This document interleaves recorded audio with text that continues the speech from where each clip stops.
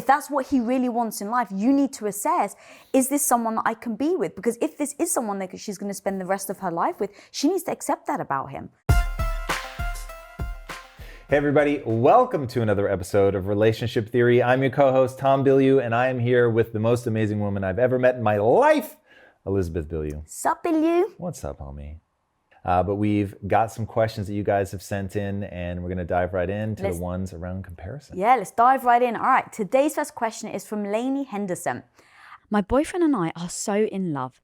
He's truly the person I want to be with for the rest of my life. But it's not going to work if I can't somehow figure out how to get over this overpowering resentment that I have. We both have good solid jobs. However, I work around 60 plus hours a week working both my full-time job and trying to build a business on the side. I make very little money, but work so hard every day because I know one day in the future, if I work hard now, I won't have to in the future. I love working hard, but I hate the fact that I make very little money and can barely afford my bills. My boyfriend, on the other hand, makes more than double what I make in a year and works less than 50% of the hours I do. Not to mention he has a federal job, so his retirement, benefits, etc. are all 20 times better. Lastly, I have to sit in over 2 hours traffic every day after working, and yet his job pays for him to have a fast lane pass, so he's home in less than 20 minutes. I've opened up and explained my feelings, but he insists that he's working full-time and just as hard. How do I handle this situation? It's the biggest and only real problem in our relationship, and I'm losing my mind, desperately looking for answers. Wow. Well, I have the answers. Let's unpack. Yeah, I have all the answers that she seeks, and it goes like this. This is the perfect example of comparison being the thief of joy.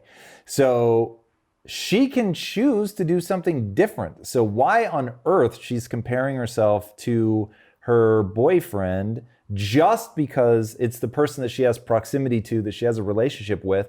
There are a million people, I'm sure, in her near vicinity who have it worse than her, and there are millions of people that have it better than her.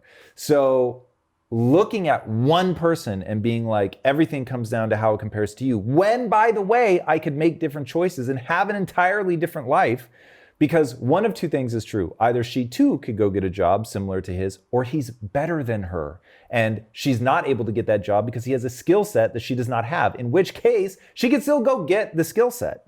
So she's getting annoyed, getting resentful over something that is entirely in her control to change, and she recognizes that it's actually destroying at least if we can believe the thing she said at the top, which is that this is the person she wants to spend the rest of her life with. It's her favorite person in the world. So focusing on like counting his hours and trying to get him to see that, because the resentment is coming from, it's not fair, it shouldn't be this way. Mm-hmm. Versus like, I love you so much, I'm so stoked for you. The fact that you get to go home that fast, the fact that you only have to work 20 or 30 hours and you get this amazing paycheck that's so incredible. And looking at my life, I'm gonna make these sacrifices for now, because she said, like, I'm doing it now because I know ultimately I won't have to. I'm assuming that ultimately I won't have to is because I'm doing something at my work, side hustle, whatever it is, that's going to propel me forward in some way that I find valuable. So I'm going to stick it out and make it happen, and not something else that I can't imagine. So assuming that it's that, then it's like, well, either that's worth it to you and has nothing to do, by the way, with your boyfriend. You've decided to make that choice, or like you're just not making a choice that you actually value, in which case change direction. If you want a similar outcome to him, go get a similar skill set to him and then pursue a job that's similar to his, and the problem goes away. But go ahead. I think it's projection, right? She isn't happy with her situation. She isn't happy that she has to drive 2 hours every day. She isn't happy that she has to work 60 plus hours and not have great benefits. So she's resentful to her position, and she's reflecting it on her partner. right? She's mirroring it. Like, it's because you only work 20 hours and I have to work 60. It's like, it actually has nothing to do with him. It all has to do with the fact that she is unhappy in what she's doing, in the setup she has.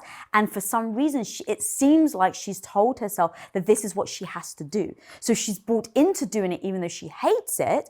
And then just the emotional side comes out because of proximity, right? You're around someone. Maybe you see someone happy. Maybe, you see the person like playing volleyball or playing video games. And there I am, exhausted, shattered, spent 60 hours, and I'm so tired. And I see that you're earning more money, you can spend whatever you like, you've got your free time to play video games. It's, I think, a reminder that she's not doing that. Yeah, it's interesting to me, though, that the response is, especially, if I may, they watch this show and that isn't like the first thing they go to. Oh, everything is my fault. Okay, but I say that not so I feel badly about myself, but rather so I remind myself that I'm in control and that I can make a different decision and get a different result. Like, that is the power position. That's the place to put your focus, make the decision.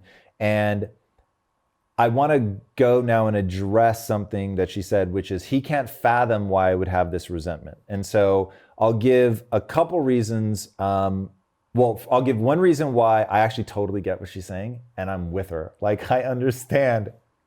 And then I'll check myself and explain why I would never allow myself to go down that path. But I do understand, and I'll explain why in a minute. And then the other part is like getting her to see that that doesn't make any sense.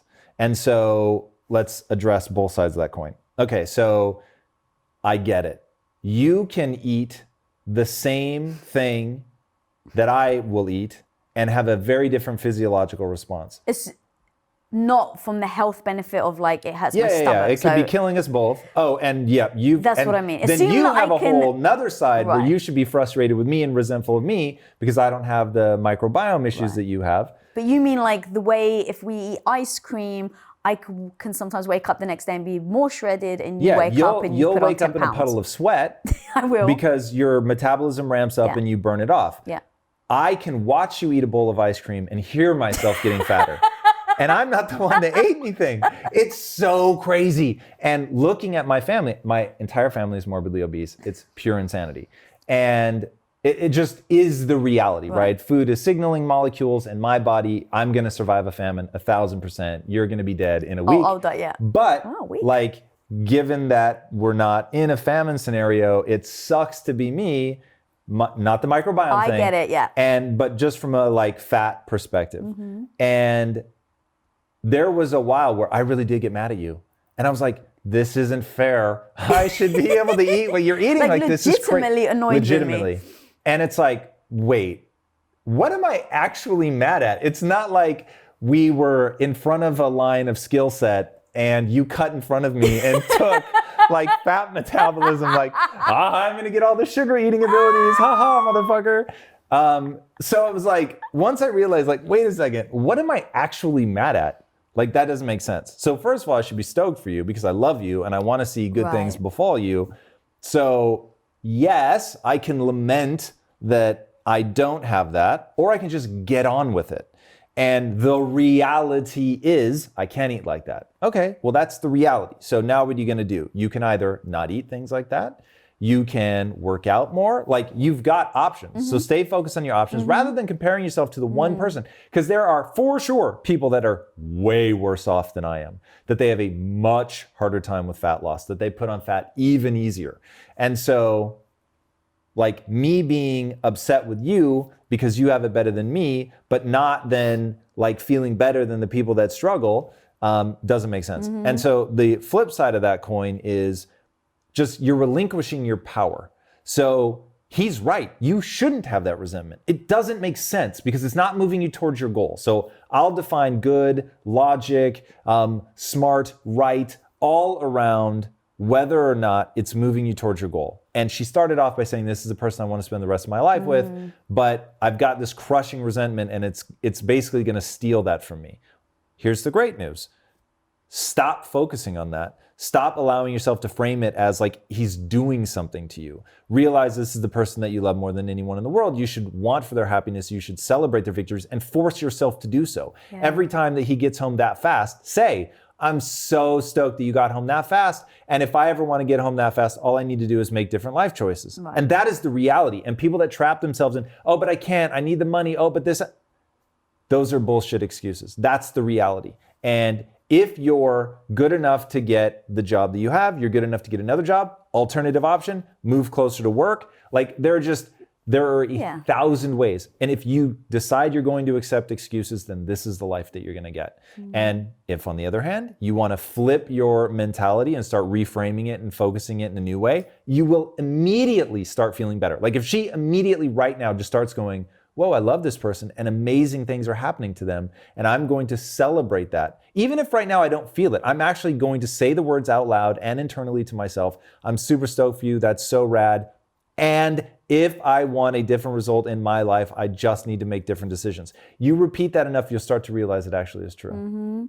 Amazing. And then one thing I want to go to quickly about the question is I think she even said that she likes working as hard as she does. So I love working hard. So it's like, well, if you love working hard and you're doing the 60 hours and that's making you happy, like if that's really what you want, then amazing. But why are you holding it against your partner? If he doesn't, let's say he doesn't want to work hard. Let's say he's living a great life where he wants to do 9 to 5, get a paycheck, live comfortably. Okay, well, have that discussion with them. If that's what he really wants in life, you need to assess, is this someone that I can be with? Because if this is someone that she's going to spend the rest of her life with, she needs to accept that about him. And she needs to also accept that she's not like that. So... Right. Or that secretly she is. And she's bought into a value system that actually she's so misaligned with that she's having like this schizophrenic moment of, I feel like I should value hard work. But the reality is I'm so crazy envious of that over there that I want to work 30 hours a week and chill. Well, then do it. Like when I say I could not have a government job, you must be out of your mind. Like the thought You'd rather work 90 hours a week. Oh my God. Then, yes. Like I cannot have capped upside. Like that's my whole thing. The moment my upside is capped, all of my motivation, all of my aggression, all of my ambition, it goes away. I would rather be in a situation where, you might not be able to eat this week, but there's unlimited upside. And if you crush it and you figure this out, then you can blow it up and have everything you want and all of that. Like that's always been my driver. And as a partner, I knew that about you and I accepted that about you and I knew what life would look like because I accepted it. And I think that they need to do that with each other. She needs to look at him and if he says, I would much rather have a government job and do the 20 hours and get my thing and this is the life that looks like it would be. Now look, we all change. So he may change his mind in 10 years, but that's who he is now. And she needs to look at that and say, is that something that I want in a partner forever? Yeah. Reframe. Yeah, I think there's beauty to be had right now today for them, right now today with no changes. Yeah. Other than mindset. Right.